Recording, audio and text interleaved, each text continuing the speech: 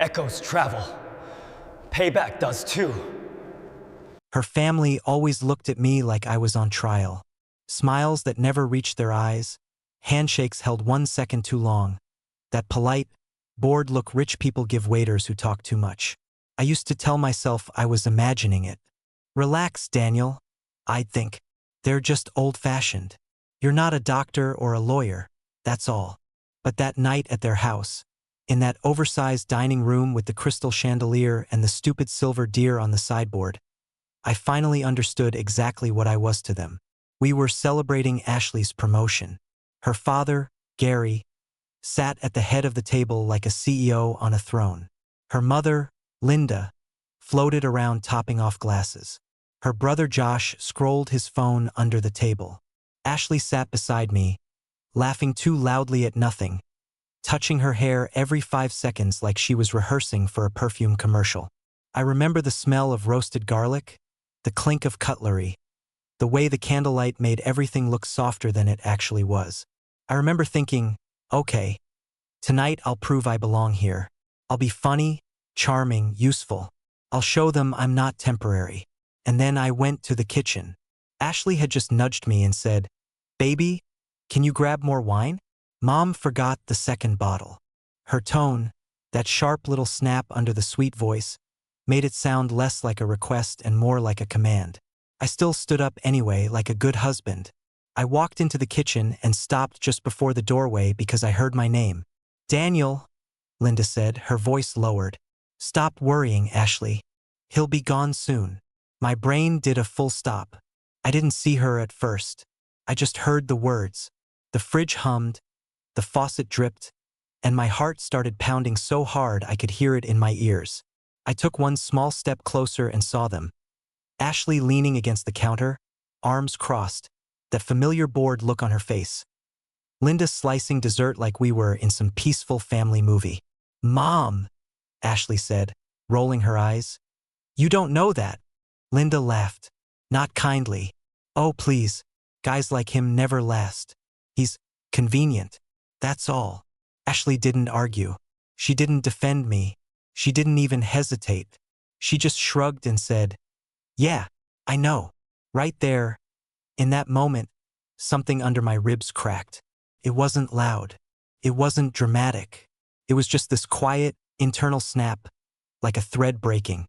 I'd always believed I was the husband, the partner, the man she chose. Standing there between the pantry and the fridge, listening to them, I realized I wasn't the husband. I was the placeholder. I must have made a sound because Linda glanced toward the doorway. Her eyes met mine. For half a second, her face froze. Then she did what she always did. Smoothed it over with a smile. "Oh, Daniel," she said, voice light and airy. "You scared me. Did you find the wine?" Ashley turned, saw me, and her expression didn't show guilt. Not shock, not regret, just irritation. Like I'd walked in and interrupted a conversation about curtains. "Baby, what are you doing?" she asked, eyebrows lifting. "You just standing there?" I don't remember how I answered. I know my mouth moved. I know I grabbed the bottle and walked back into the dining room. I know my hands were shaking so hard the cork almost snapped. What I do remember, perfectly, is the thought that slammed into me as I poured wine for her father. If I'm temporary to them, what am I to her? Up until then, the weirdness in our marriage had felt like static. Background noise I could ignore if I kept the TV loud enough. The late nights, the extra showers, the phone turned face down, the new perfume she got on sale but never wore around me. I told myself she was just stressed, busy, chasing her career. I told myself I was paranoid. I told myself I should be grateful. But once you hear your wife agree that you're convenient, gratitude dies fast. Back at the table, Ashley slipped her hand onto my thigh under the linen tablecloth, nails pressing into my leg like nothing had happened, like she hadn't just nodded while her mother predicted my expiration date. "Relax," she whispered into my ear, breath warm against my cheek. "You look tense. Don't embarrass me. Don't embarrass her." I smiled mechanically because that's what placeholders do. We hold the picture steady while everyone else arranges the frame. Gary started talking about some investment. Josh laughed at a meme. Linda complimented Ashley's dress. And I sat there, nodding at the right moments, hearing none of it, replaying that kitchen scene on a loop. He'll be gone soon. He'll be gone soon. He'll be gone soon. The words echoed in my skull like a countdown I hadn't agreed to. And here's the thing about moments like that, they don't just hurt. They rearrange everything that came before them. Every weird look from her sister suddenly meant something. Every harmless joke about Ashley trading up someday wasn't just a joke. Every time she brushed off my questions with a roll of her eyes and a "God, Daniel, stop being dramatic." It all started to line up, piece by ugly piece. I didn't explode at the table. I didn't flip plates or scream or demand answers. That's what people expect in stories like this. Instead, I became very, very calm. Because if they already assumed I'd be gone soon, maybe it was time I found out why. So I watched her. I watched the way Ashley laughed at her phone when she thought no one was looking. I watched the way her eyes flicked to every notification, the way her fingers flew across the screen under the table. I watched her stand up from the table 3 times in 1 hour to check a work email, with her phone clutched in her hand. Every move she made that night was a clue I'd ignored before. Pre-injury bruises on a marriage I'd refused to examine. After dessert, Ashley leaned over and kissed my cheek. Her lipstick lingered like a brand. "Hey," she murmured. "I'm going to step out and take a call. Work stuff. Don't make a big deal out of it. Okay?" Once, I would have nodded and said nothing, drowning the unease with trust. That night, I just watched her walk out the back door, phone already pressed to her ear, her voice dropping to that low, careful tone I'd never heard her use with me. I waited exactly 30 seconds. Then I stood up from the table, smiled at her parents and said, "Restroom." I wasn't going to the restroom. I was going to find out what a placeholder's wife does when she thinks her temporary man isn't watching. I slipped out the side door like I'd done something wrong, even though I hadn't. The cold night air hit me first, then the sound of Ashley's voice, sharp and low, slicing through the dark. She was standing at the far end of the patio, back turned, one heel hooked on the step, phone pressed to her ear. The fairy lights Linda loved so much cast this soft glow over her, like some fake angel in a catalog. "No, I told you he's here," she hissed. "Yes, him. My very patient, very boring husband." My chest tightened. She laughed quietly, a sound I'd never heard directed at me. "Relax, Tyler. He has no clue. He's still playing the supportive routine. Yeah, like a good little placeholder." Placeholder. There it was again. Same word. Same bullet, new angle. I stepped back into the shadows. "Tyler." I repeated that name in my head like a target I was lining up. "I said I'll stay over this weekend," she went on. "I'll tell him it's a work retreat. He'll swallow it. He always does." Silence from the other end. Then another giggle. "You're terrible. Stop. I'm literally at my parents' house. Yeah, my mom loves you. She says I deserve better." My heart didn't just crack this time. It flipped. Her mother knew him, loved him, thought I was the downgrade. Ashley paused, listening. "No, he's not going to suddenly grow a spine," she said, mocking my voice. "This is Daniel we're talking about. He's grateful I married him." Something inside me shifted from hurt to cold. I watched her, the way she tilted her head, smiling into the darkness. The way her free hand moved as she talked, like she was already somewhere else with someone else. "Anyway, I have to go," she said. "We're doing the whole happy family show. I'll text you when we're done." "Yeah. I miss you too." She hung up, took a breath, smoothed her hair, and in 3 seconds flat put on the innocent wife mask I used to fall for. Then she turned. I had a choice. Step forward and let her see me, or step back and keep listening. For the first time in our marriage, I picked me instead of her. I stayed hidden. She slid her phone into her clutch and took out another one. A second phone. Slim, matte black, no case, no stickers. The kind of phone you don't drop because you don't want anyone to see it. She checked something on it. Messages probably. Then put that phone back into a small inner pocket, completely separate from the one she used in front of me. 2 phones. A secret lover. A mother who already saw my exit like it was circled on a calendar. Ashley stepped back inside, shoulders relaxed, expression soft.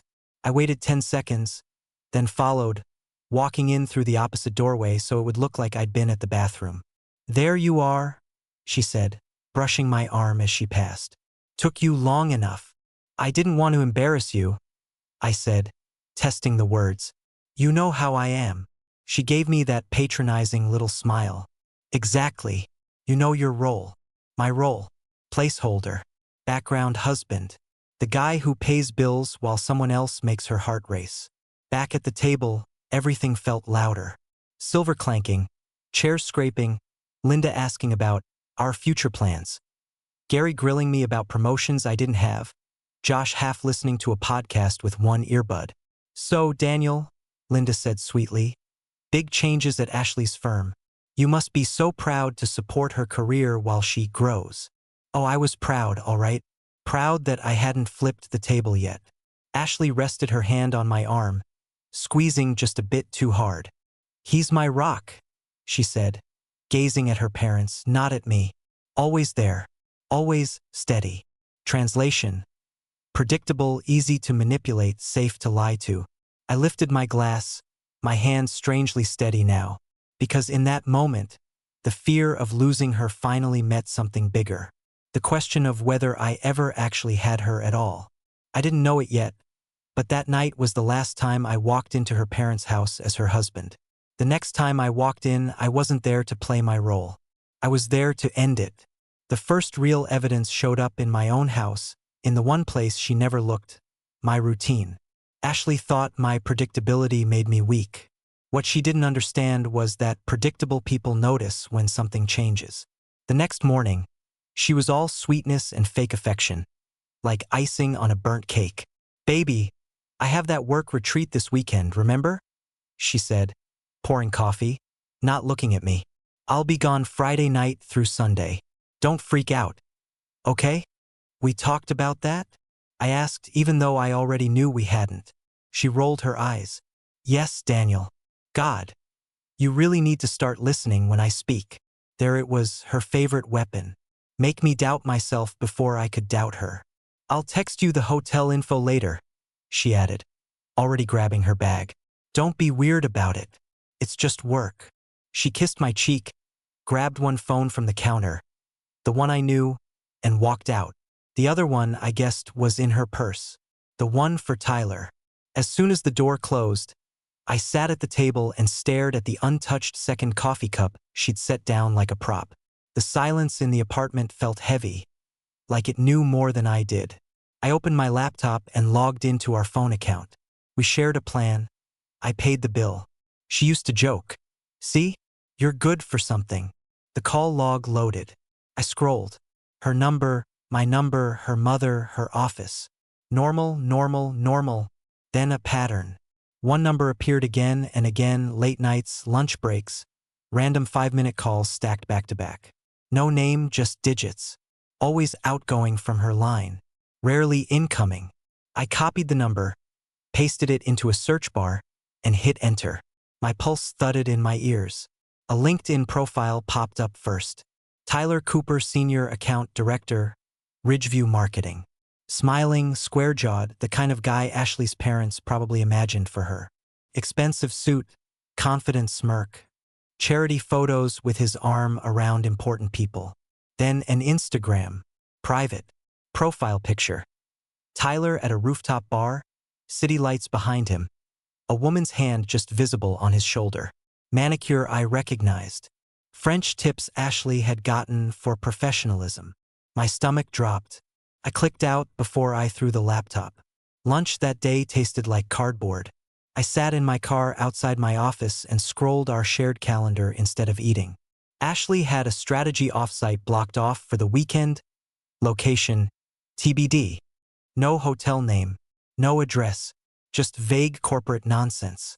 I switched tabs, opened my email, and typed into the search bar, Ashley flight confirmation. Nothing. Ashley hotel confirmation. Nothing. Ashley was meticulous with business travel. Confirmation numbers, receipts, PDFs with every detail. But for this retreat, there was nothing. That's when another thought hit me. Fresh and mean. If she's lying to me, is she lying to work too? I didn't want to blow up her job, but I needed the truth more than I needed to protect her lies. I stared at her company's name in my contacts, thumb hovering. Then I took a breath and called the main office line. Ridgeview Marketing, this is Jenna. A bright voice answered. Hi, I said evenly. My name is Daniel Carter. My wife, Ashley Carter, works in accounts. I just wanted to confirm something about the team retreat this weekend. She asked me about dog sitting, and I forgot the hotel name. There was a quick pause. Typing. I'm sorry, Jenna said. There's no team retreat this weekend. My fingers went numb. Are you sure? She said it was mandatory. Yeah, I know, Jenna replied, light, oblivious. We have a client event next month, but nothing this weekend. Are you maybe mixing up dates? No, I said quietly. No, I'm not. I hung up before my voice could shake. There it was. Not suspicion. Not a bad feeling. Not paranoia. Proof. She lied about the retreat. She lied about work. She lied about where she'd be sleeping while I stayed home like a good placeholder, feeding our dog and paying our bills. That night, she came home later than usual, smelling like expensive cologne that wasn't mine. Long day, I asked. You have no idea, she said, kicking off her heels. Clients are insane. I watched her drop her bag, watched the hidden pocket bulge slightly where the second phone had to be. It burned in my vision like a secret she thought was too smart to be found. I didn't confront her. Not yet. I slept next to her that night, staring at the ceiling, listening to her breathe, feeling more alone than I'd ever felt in my life. Because discovering the truth doesn't free you. First, it traps you in a decision you don't know how to make. The weekend arrived like an appointment with a firing squad. Friday afternoon, Ashley stood in the hallway, suitcase by the door, dressed in her favorite professional but hot outfit. Fitted blouse, tailored pants, the necklace Tyler had recommended she buy, according to the receipt I'd once seen. Okay, she said briskly, checking herself in the mirror. I'm heading out. Don't blow up my phone. Reception is always trash at these things. Where is it again? I asked, leaning on the doorframe, acting casual. She didn't miss a beat. Some lakeside resort. I sent you the info, remember? No, she hadn't. Right? I said. What's it called? I forgot. She sighed like I'd asked her to do math. Daniel, I don't know. It's in the email. You'll live one weekend without knowing my exact location. Okay? If she was gonna lie, she'd picked the wrong husband to lie to this time. Because there was one thing she'd forgotten. Placeholders see everything. We're the background that never stops watching. Just be safe, I said, stepping closer, studying her eyes. You know how those work retreats can get. She froze for half a second. It was small, but it was there. A flicker in her gaze, a tiny glitch in the performance. What's that supposed to mean? She asked slowly. It means, I said, choosing my words carefully, you're important to me. I don't want anything unexpected to happen. She stared at me, then laughed. Not the soft laugh she used at brunch. A sharp, mocking one. God, you sound insecure, she said. This is exactly why I don't tell you everything. You dramatize. She grabbed her suitcase handle like she was grabbing a weapon. Enjoy your weekend as a hero, I said quietly. Saving the world from strategy slides. She blinked, thrown off rhythm by my calm. Right? Whatever. I'll text you when we get there. She kissed my cheek. It felt like a signature on a forged document. When the door closed, the apartment felt strangely bigger. Empty, but not in the way it used to be when I missed her. This was a different kind of empty, like a stage after the wrong play finished. I waited exactly 15 minutes. Then I picked up my keys. 2 hours earlier, I'd done something she never expected. I placed a small tracker in her suitcase lining while she was in the shower.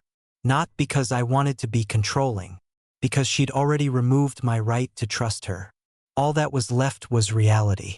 Now, I opened the tracking app and watched the dot move across the city map. Not toward a lakeside resort. Not toward any hotel I recognized. Straight to the other side of town. Toward a high-rise building I'd seen once on Tyler's LinkedIn banner. Ridgeview Towers.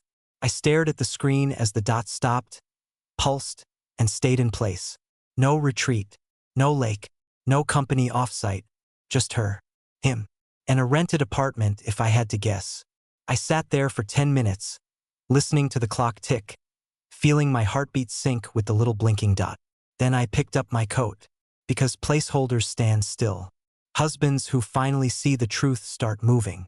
I drove like a man who wasn't sure if he wanted the truth or wanted to outrun it. Rain spit against the windshield, streetlights flickered across the hood, and every turn felt like another step toward a cliff I couldn't unwalk. Ridgeview Towers stood like it knew secrets. Glass, steel, smug architecture, the kind of place built for people who think rules are decorations. The lobby looked like a hotel that forgot to be humble. Marble floors, fake smiles, security guards who pretended not to stare. I walked in with my hood up, heart pounding, Ashley's location blinking on my phone like a taunt. She wasn't moving. She was exactly where she wanted to be, which meant I was exactly where she didn't expect me. I stepped into the elevator. Her dot was on the 17th floor. The elevator hummed. My pulse hammered. I smelled my own sweat. I'd imagined this moment 1,000 ways, me yelling, her crying, some dramatic confession where she realized she'd made a mistake. None of those fantasies prepared me for who I was now. Someone who wasn't wondering if his wife betrayed him, only what version of betrayal he was walking into. The doors opened with a soft chime.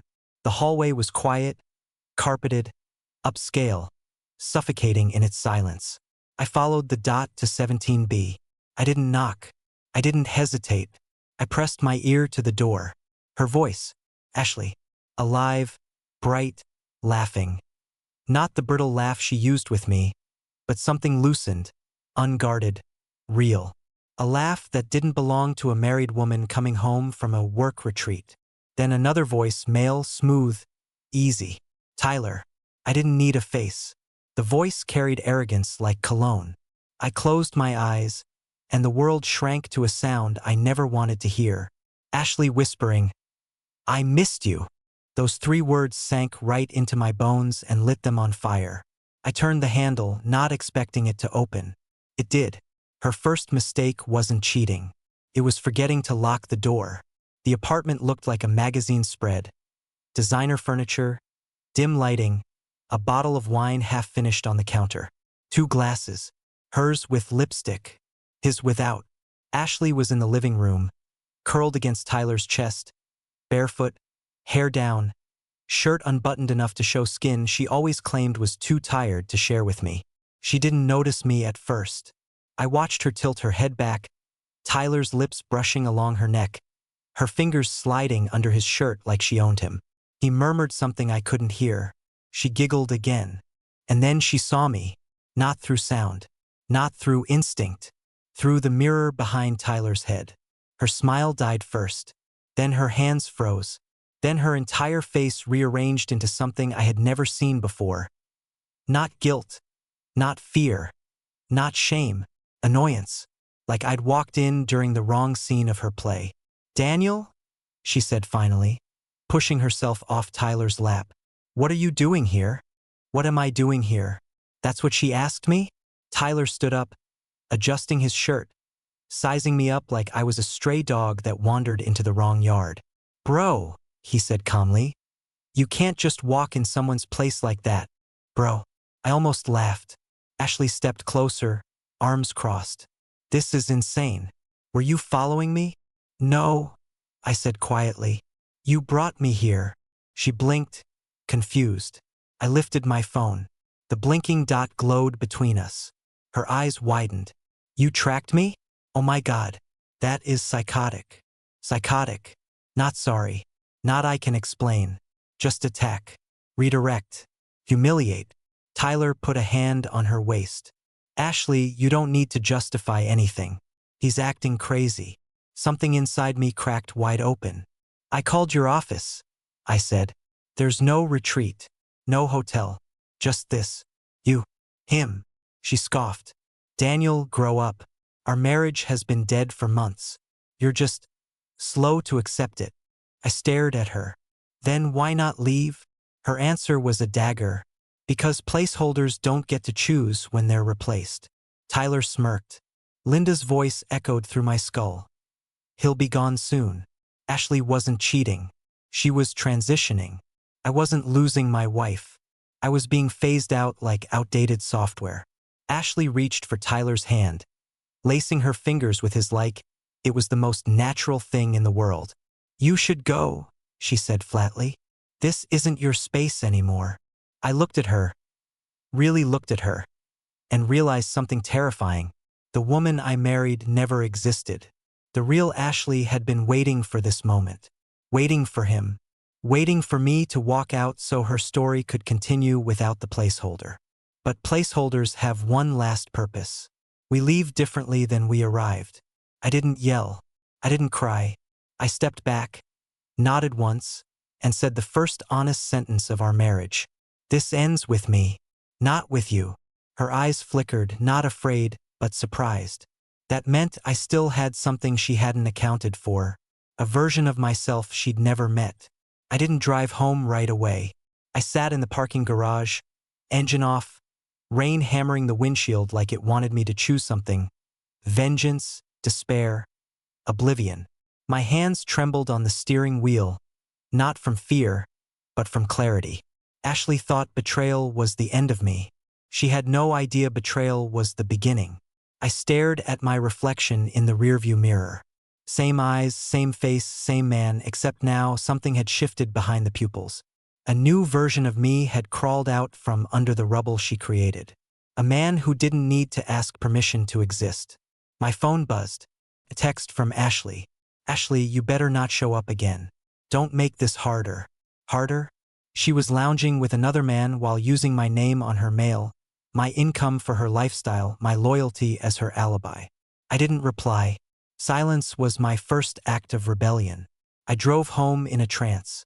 Every object in the house looked different, as if betrayal had rewired the lighting. The wedding photos suddenly looked staged. Her favorite mug, the one she never washed, looked like a trophy I never earned. The throw blanket she insisted on buying now felt like a lie woven into fabric. But nothing hit harder than the closet. Her side was overflowing. Designer clothes, shoes she swore were on sale, jewelry I couldn't afford but somehow kept appearing. My side looked like a guest room. I laughed, soft, broken, then louder, almost hysterical. The sound startled me. It didn't sound like me. It sounded like someone else, someone done pretending. I grabbed a duffel bag and started packing. Not my clothes, hers. Every lie she wore. Every receipt of disrespect. Every piece of evidence of who she really was. Shoes, dresses, makeup, lingerie I'd never seen her wear for me. The kind meant for someone she cared about impressing. I stuffed it all into the bag until it strained at the seams. Then I tossed it into the hallway like a corpse waiting for identification. Next, I opened her desk drawer. The second phone was there, charging. I stared at it. The gateway to her other life. The life where I was a punchline. I unlocked it easily, same birthday passcode she thought was sentimental. Messages flooded the screen. Tyler, miss you already. Ashley, he looked like a kicked puppy. He'll leave soon. Tyler, he's not your problem. Placeholder husbands don't fight. Placeholder husbands don't fight. The words stabbed me, but not the way they intended. Pain wasn't the enemy anymore. Pain was the map leading me forward. Then I saw the message that ended the old version of me. Ashley, my mom says we should time the divorce around bonuses. No point leaving money on the table. Money, that's all I was. A financial runway, not a man, not a partner. An ATM with emotions she didn't have the decency to pretend to respect. I put the phone down gently, not because I was calm, but because rage handled recklessly leaves fingerprints. I wasn't going to leave fingerprints. Instead, I sat at my desk and opened our joint accounts. I wasn't impulsive. I wasn't loud. I was surgical. Every password she never bothered changing, Every account she assumed I wouldn't check. I accessed all of it. And that's where the final insult lived. She had opened a savings account 2 months ago. Not in her name, in both of ours. Except every deposit came from my paycheck, and every transfer went to something labeled New Beginning Fund. My laugh this time wasn't broken. It was cold, calculated.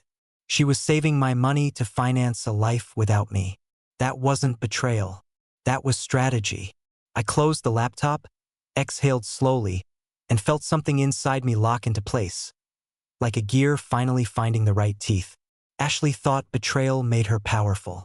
But betrayal doesn't give power. It reveals who already had it. I looked around the house. Our house. Realizing something life-changing. She planned to leave me after extracting everything she could. But she forgot the most important rule of using someone. If they wake up before you finish, you become the prey. I checked the time. She wouldn't be home for hours. Good. I needed exactly that long. Not to destroy her. To replace my role in this story. If I wasn't the placeholder anymore, I needed to decide who I was going to be next. By Sunday evening, the house didn't look like our home anymore.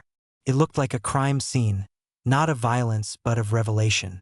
Every lie she'd told, every manipulation she thought was invisible, was laid out like evidence waiting for a jury. I sat at the dining table, calm, composed, sipping tea. Not alcohol, not rage, just clarity. The duffel bag with her things was placed neatly by the front door like a goodbye note. The tracker app still showed her location at Ridgeview Towers. At 10:42 p.m., her dot began moving toward me. She was coming home. The irony nearly made me smile. She thought she was returning to the fool she left behind. Someone who would cry, beg, or cling. She had no idea she was walking into a version of me she'd never prepared for. The lock clicked. Her heels tapped lightly, confidently. She pushed the door open without hesitation, expecting darkness. Instead, she found me sitting there, lights on, waiting. Ashley froze mid-step, mascara perfect, hair styled, expensive blouse slightly wrinkled from someone's hands. Definitely not mine. "Oh," she said, blinking. "You're awake." "I am," I replied. My voice was steady, almost pleasant. That scared her more than shouting ever could. She set her purse down, eyeing the duffel bag. "What's that?" "Your things," I said. "I packed everything you'll need for your new beginning." She flinched at the word. New beginning.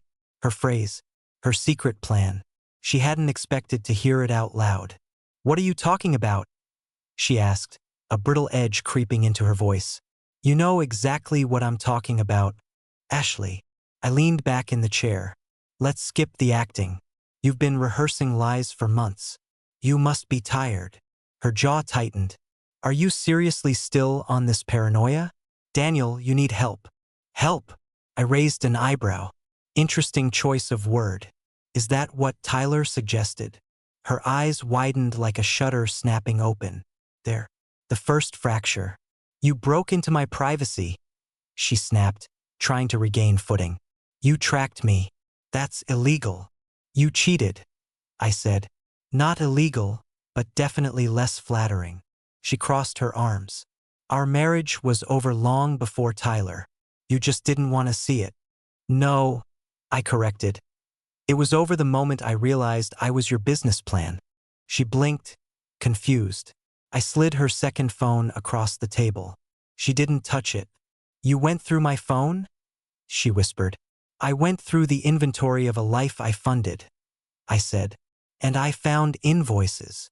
Her face drained of color. "Let me guess," I continued. "The plan was, stay married until bonuses hit, collect what you could, then pivot into a better-looking upgrade with a man your family actually approves of." She didn't deny it. She didn't apologize. She smirked. "That's life, Daniel." She said it like a proverb, like betrayal was weather. "You were never supposed to know," she added, almost annoyed. "You were supposed to fade out quietly." There it was, the thesis of her entire existence. "You underestimated one thing," I told her. Placeholders learn more than you think. We learn the structure, the timing, the leverage. Leverage? She repeated, suddenly cautious. Oh yes. I stood slowly. I checked the accounts today, the shared savings, the transfers, the fund you built using my income. Her lips parted. She wasn't used to being caught. She was used to orchestrating exits. You can't touch that money, she said, voice tight. I didn't touch a cent, I said. I closed the account. Her breath hitched. All funds, I continued, were legally transferred. But not to me. Her eyes sharpened. To who? To the IRS, I said calmly. Under suspicious activity. They tend to take interest when married people build secret accounts with unexplained movement. Silence. Cold. Absolute. Ashley opened her mouth, but no lie came out. Her brain was still buffering. You set me up? She whispered. No, I said. You set yourself up. I just turned on the lights. Her mask slipped, and for the first time, I saw what she really was. Not a villain, not a mastermind. A gambler who finally realized the table wasn't rigged in her favor. You ruined everything, she hissed. No, I corrected again. I ended everything you were counting on. Her voice cracked, not with sadness, but panic. What am I supposed to do now? I walked to the door, picked up the duffel bag, and handed it to her. Whatever you want, I said. Just not here. Ashley stared at me like she didn't recognize the man in front of her. Good. That meant I was finally real. She grabbed the bag, stormed out, and slammed the door so hard a picture frame rattled on the wall. I didn't flinch, because the placeholder didn't just leave the story. He rewrote the ending.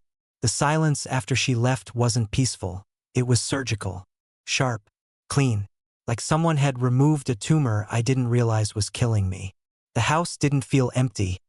It felt mine for the first time. No perfume that wasn't for me. No fake affection lingering in the air. No footsteps of someone rehearsing her exit strategy while using my life as a rehearsal stage.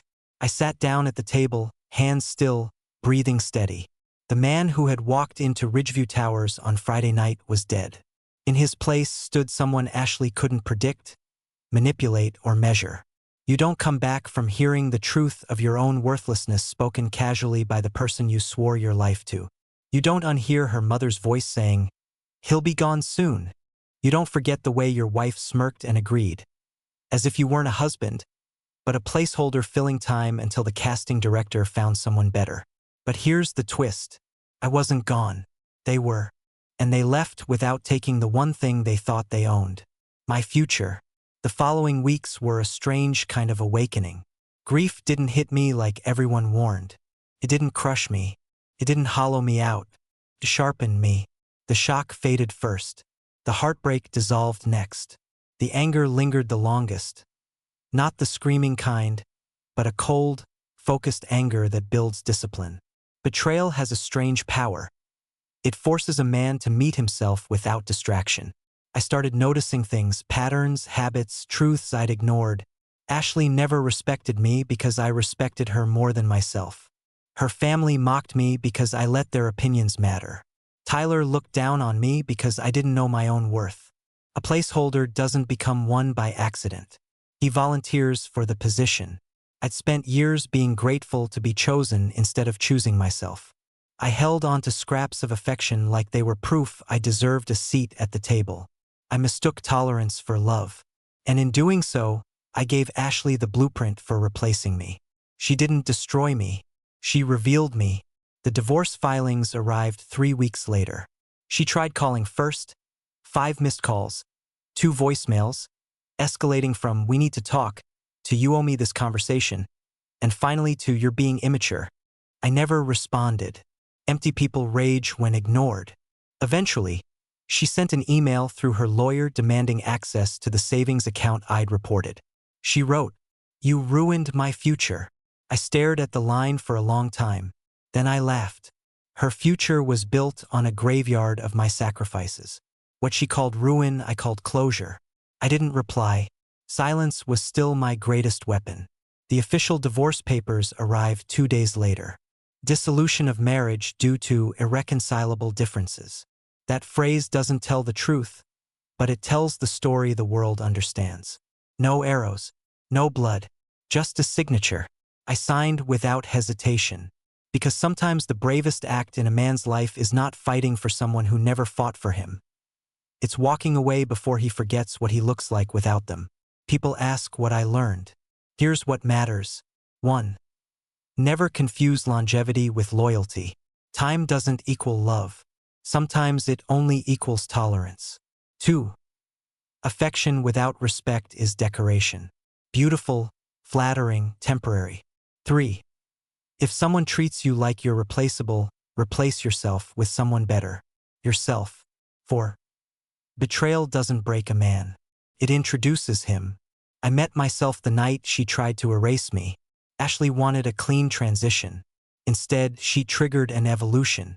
She assumed I'd disappear quietly. Instead, I became unforgettable not because I fought her, but because I finally fought for me. The placeholder is gone. The man remains. And if you're reading this, if you've ever felt like the temporary character in your own marriage, remember, you are only a placeholder as long as you agree to stay where someone puts you. Stand up once, and you rewrite the script. This isn't the end of my story. It's the beginning of the part Ashley never got to be in.